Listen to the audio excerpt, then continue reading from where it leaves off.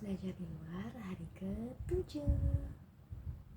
Halo teman-teman, kali ini saya akan tanya jawab seputar tema kegiatan di Bima A, I, U, E, O.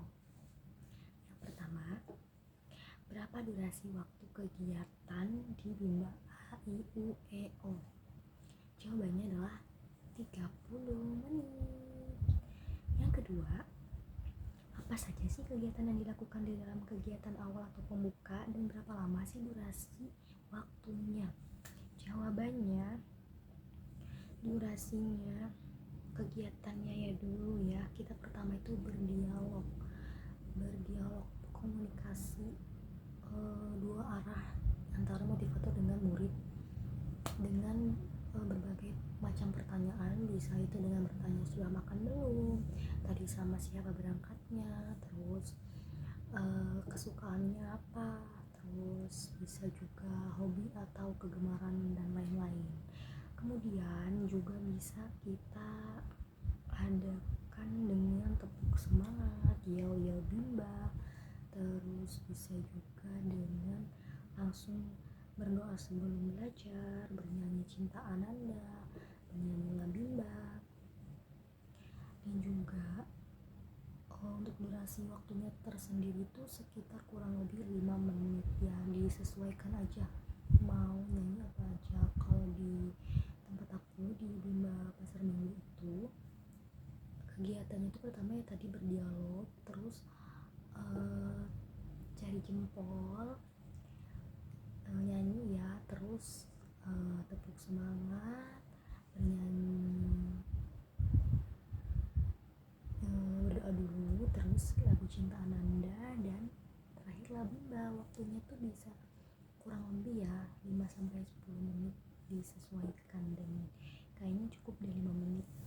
Nah kemudian yang ketiga itu apa aja sih kegiatan yang dilakukan dalam kegiatan inti dan berapa lama sih durasi waktunya?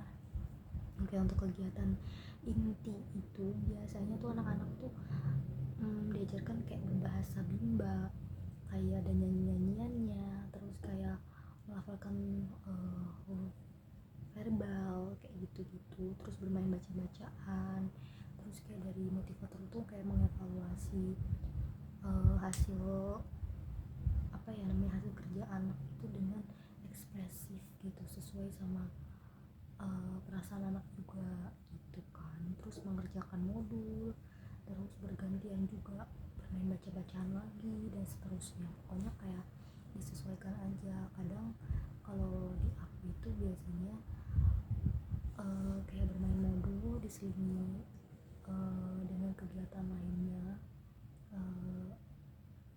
bermain baca-bacaan, bermain modul, terus kayak dikte, atau juga terus mewarnai, kayak gitu sih teman-teman.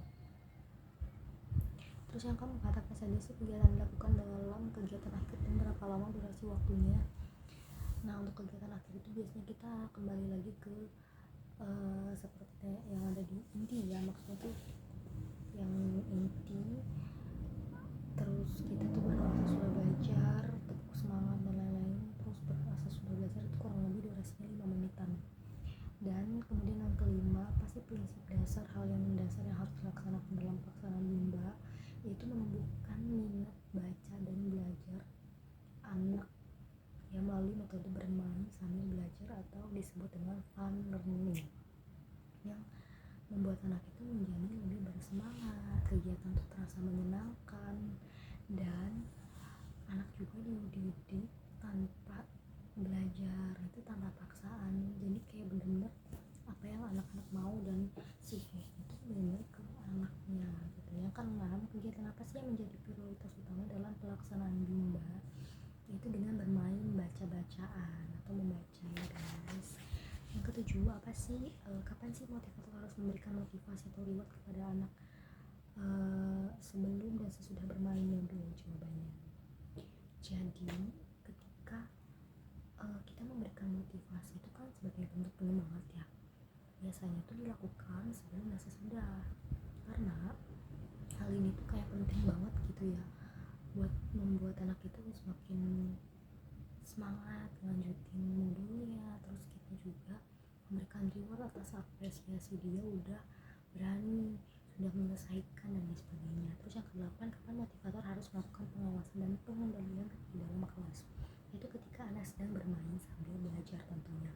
Jadi kita sebagai motivator itu tidak boleh ya mengesampingkan atau melepaskan di luar pengendalian, di luar pengawasan kita dalam walaupun pembelajaran yang sambil bermain itu tuh benar harus kita pantau, usahakan kayak anak itu harus bisa memahami gitu. Yang kesembilan, apa saja sih pengawasan dan pengendalian yang dilakukan oleh motivator untuk memantau anak gitu ya, yaitu tadi dengan kita tuh memantau anak pada saat bermain baca-bacaan, bermain modul, pada saat anak itu juga berdoa sebelum dan sesudah, kemudian ya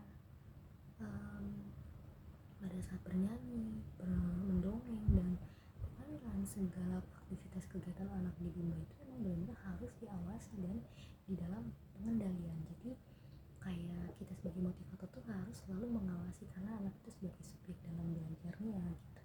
Anak itu yang menjadi apa ya namanya pusat pembelajaran kita. Yang ke-10, apa saja evaluasi yang harus dilakukan oleh motivator selama kegiatan bermain sambil belajar? Itu dengan memberikan reward atau motivasi kepada anak dengan mengatakan bahwa wah Ananda Rahma misalnya rajin, wah Ananda Rahma ayo kita semangat lagi ya, ayo kita lanjut lagi ya gitu, dan lain sebagainya. Jadi anak itu tidak terpaku atau tidak mudah bosan. Terus dengan variation skill juga tuh anak tuh lebih senang gitu. Gitu aja tanya jawab di hari ke-7 ini. Sampai jumpa lagi.